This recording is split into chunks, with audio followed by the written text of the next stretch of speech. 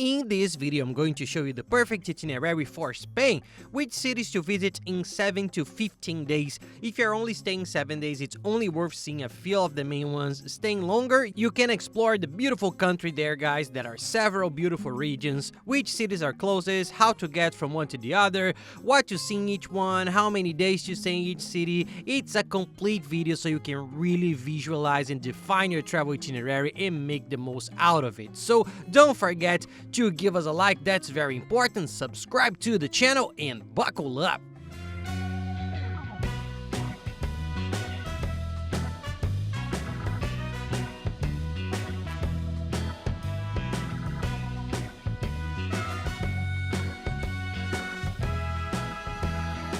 Hey guys, I'm Gabriel Lorenzi, creator of the Grupo Dicas, the largest travel content network in the world, and today we're gonna talk about Spain. Which route to take in Spain? I'm going to Spain, but I have no idea which cities to visit. Don't worry, we will help you. We also had these doubts the first few times we went, and it really is a big country with lots of cool cities that are totally worth visiting, guys. So let's go.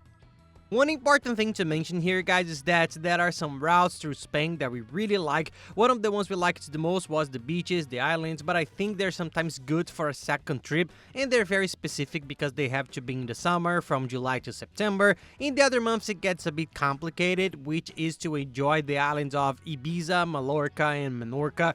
As it's a bit more specific, we're not going to talk about it here. I'll mention it for those who want to fit a bit of these islands into their itinerary, but we're going to focus on the most touristy and most important cities in Spain, which really have culture: Barcelona, Madrid, Cordoba, Valencia, Seville, all of which are the most touristic and cannot be left out of your first trip there, regardless of the time of the year, right? Generally speaking, winter is from December to February, March, which are very cold months.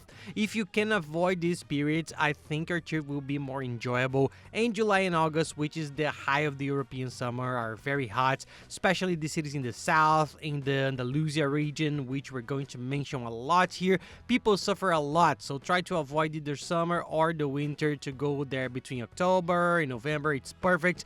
April, May, June too, but try to avoid those and you see that it's much more worthwhile. So let's go. If you're going to spend 7 or 8 days in Spain, our recommendation would be to focus on the two main cities, which are Barcelona and Madrid. Barcelona has a lot of cool things to do, at least 5 days there because there are so many attractions. It's a city that has a lot of different things: food, restaurants, artworks, museums, parks, beaches. There's everything, so it's worth spending a lot of time there. Some people like to stay 2 days in Barcelona, 2 days in Madrid, and you end up not enjoying everything of the city has to offer, and you waste a lot of time getting from one place to the other and money on train and plane tickets. So our recommendation would be, if you have 7 to 8 days there in Spain, take 5 days on average from Barcelona. There's a lot there. You see the Sagrada Familia, which is one of the most incredible monuments in the world. It's one of Gaudi's main works. Continuing with Gaudi, who is Barcelona's superstar, there are also works such as Casa Milà, Casa Batlló, and Park Güell, which is a beautiful and well worth a visit. There's La Barceloneta. Barcelona's main beach is called La Barceloneta.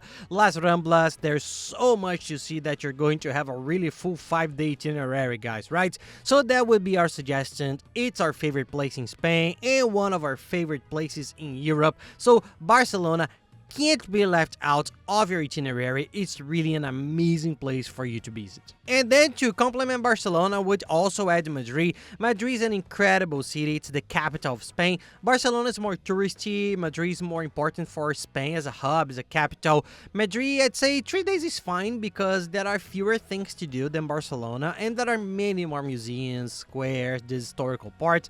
I think that if you spend 2 days there, you can visit practically everything and get to know the city very well. And on the third day, you can either continue exploring the city or make the round trip to Toledo, which is just 30 minutes away. It's very easy. Then you get to know one more city, but you don't have to waste time getting around. And a very good tip, guys, there's a website where we always buy tickets, excursions all over Europe. They're very big and they have all these tours, the excursions to Toledo. If you're staying in Barcelona, there's an excursion to Montserrat, which is a beautiful region, guys, all mountainous. It's also worth doing, taking a day out of Barcelona. And this website we bought from sells everything, all the tickets, all the tours of all the cities at the cheapest price, so you don't pay the IOF when you buy on the websites. It's very good, it's the best place of all, so take a look there. And there are free tours too, free guided tours for you to take around the cities to get to know everything, so it's a great tip. You'll be able to have the guide at the end. You have to tip the guide at the end, of course, but it's a great tip for getting to know the city and saving money. Take a look, and there are all the tours. I'll leave them here in the description of the video, as I always do, a link to a page with all the links we use to organize our trips, the places we already know and know are the cheapest, the place to buy the best cell phone chip, the place to buy travel insurance, which is mandatory for Europe for up to half the price of travel agencies. It's much cheaper, guys. It's an incredible comparator. The car rental comparator, the site to buy train tickets, which is a very good in Europe, especially in Spain, Italy, Portugal can be used a lot. The train's very nice. The global account allows you to use the euros much more cheaply there. Guys, this is a complete guide for you to plan your entire trip with everything you need, the hotels we've stayed in each of the cities. Take a look, and using this link below, the links inside which already have discounts, your trip will be much cheaper, believe me. And the distance, Gabriel, but how far is it from Madrid and Barcelona to make this journey? It's 2 hours, 2.5 hours by train. There's a super good direct train that connects the two. And which one should you start with? I'd say either one. My tip is always check the airfare. Look at the airfares to Barcelona and Madrid, whichever has a good, cheaper direct flight, or even with a connection but at a good price, you can just get on and make the journey, but the order of arrival doesn't really matter. For those who have more days, up to 15, 16 days, there's a very nice itinerary to complement Barcelona and Madrid. That would be to start in Madrid, for example, which is what most people do. You spend 2 or 3 days in Madrid. I suggest 3 to go back and forth to Toledo, which is really nice. And then you take a train, which will take an average of 2 hours. It's a direct high-speed train, super good, and you get off there in Cordoba. You start to arrive in the region of Andalusia, which is a very beautiful region of Spain, very characteristic. You feel the Spanish culture, and there in Cordoba you stay for 2 days. 2 days I think is fine for getting to know the city, resting. The main tourist attraction in the city is the mosque. The mosque in Cordoba is very beautiful, very good.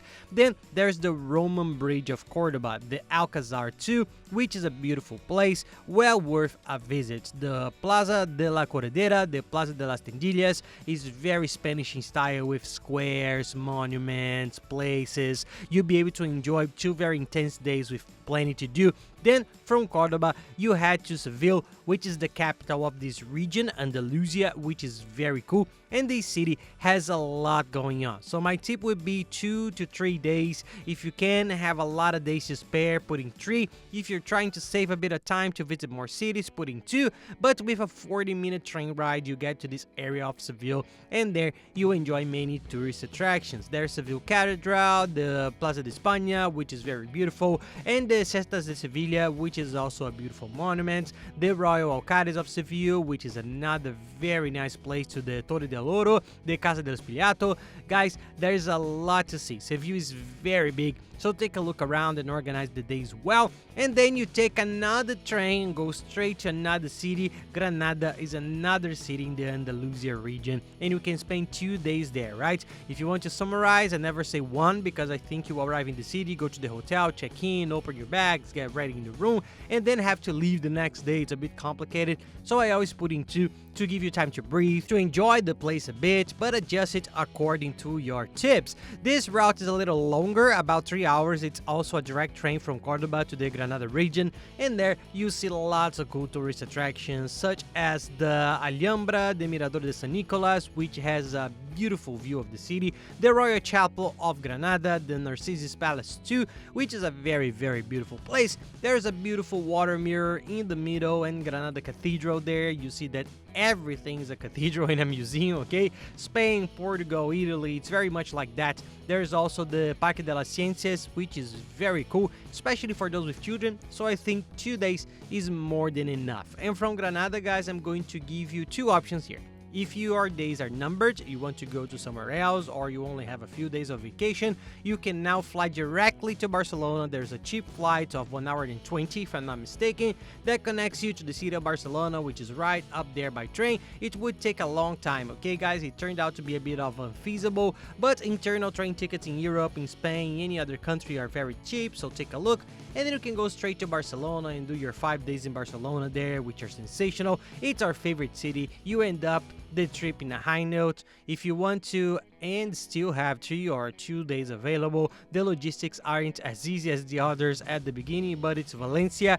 Valencia is a city that I found to be one of the most beautiful in Spain. It's halfway between Granada and Barcelona. You see on the map that you can try to fly to Valencia and then to Barcelona, or you could take a train that's closer to Barcelona from Valencia to Barcelona. But I found Valencia to be a beautiful city with lots of cool things. The city of arts and sciences, guys, is very beautiful. It's a gigantic complex of museums that they've created, very nice. Lucian Graphic is also a beautiful place. There's the Valencia Biopark. These buildings look a bit like they're from the future. They have this kind of Spanish feeling to them. It's really nice to them. There's Valencia Central Market, Valencia Cathedral. There's lots of cool stuff. And if you have more days and go in the summer, you can fit in Ibiza, Mallorca, and Menorca.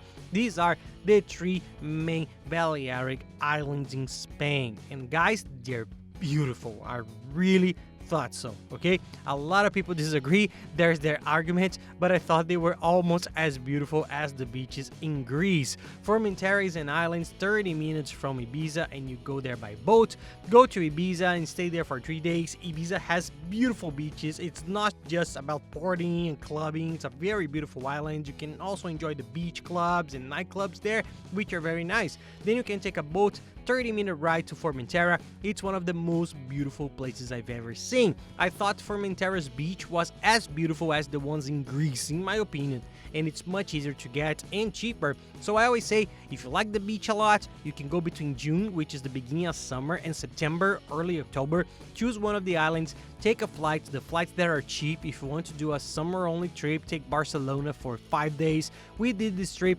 I thought it was very nice. It was one of the ones I enjoyed the most. Then we went to Ibiza, 4 days in Ibiza, Formentera, then Mallorca, then Menorca, which is a smaller island, but they're beautiful places that if you're interested in the beach, do some research. We have an itinerary here. If you put it on YouTube, Lorenz Spain Islands Itinerary, you see our complete itinerary with all the tips from these beaches. And a lot of people ask me, and will probably ask me, Gabriel, but what about the car? Can you do this route by car? Yes, a lot of people do the route through Spain by car. Both Portugal and Spain are very popular, and Italy too, in Tuscany. It's easy to go by car, just need your driver's license, but you need to rent a car. There's a very good car rental comparison website that searches all the car prices and shows you the cheapest ones. We've used it for many years and saved a lot. It works all over Europe, all over the world. I'll leave the link here to this comparator below, guys, but my suggestion is do some research. Open the website we recommend for buying train tickets, open the car comparator, and do a simulation. How much would you spend with the car, how much would you spend on the train, the routes, and then you decide.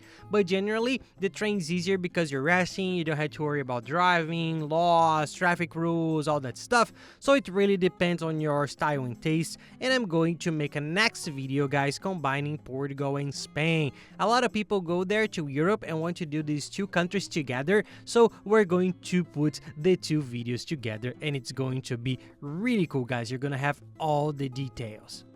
And that's it, guys. I hope you liked the video. If you like it, please don't forget to give us a like and subscribe to the channel because it really helps us a lot. And don't forget to watch the other videos, which are very good. I'll leave them here so you can enjoy your trip even more. So thanks a lot, guys, and have nice trips.